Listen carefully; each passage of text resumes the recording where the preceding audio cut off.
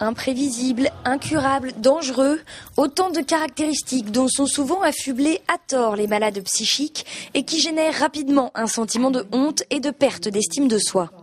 Moi, je me souviens tout au début qu'il était passé en psychiatrie.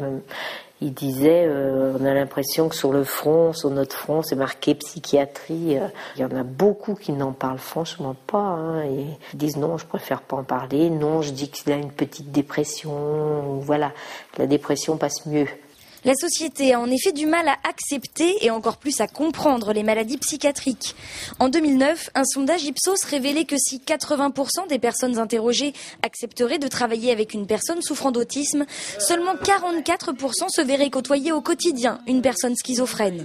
C'est vrai qu'on parle toujours de la peur qu'ils provoquent, mais on oublie souvent de dire que ce sont eux qui ont souvent des peurs terribles de ce qui peut leur arriver, de l'agression venant de l'extérieur, leurs difficultés d'insertion professionnelle, sociale, et on essaye d'œuvrer pour qu'ils puissent peu à peu trouver leur épanouissement dans la vie, dans la société.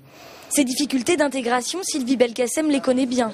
En tant que présidente de l'UNAFAM, une association pour les familles de malades, elle est au plus près du quotidien et de la réalité qui entoure les troubles psychiatriques. Il y a des choses blessantes. Par exemple, de jamais vous demander comment il va. Ça, c'est blessant.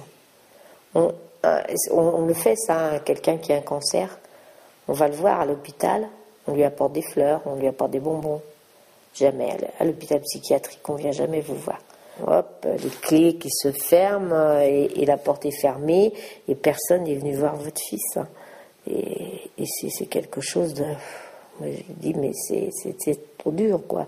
Au vu des chiffres, nous côtoyons tous, quelquefois sans le savoir, des personnes souffrant de troubles psychiatriques. Quand on en parle, c'est pour les pointer du doigt, à l'occasion de faits divers tragiques. Pourtant, ces malades, qui pour la plupart se soignent, ne demandent qu'une chose, que l'on respecte leur dignité et leur capacité à vivre en société.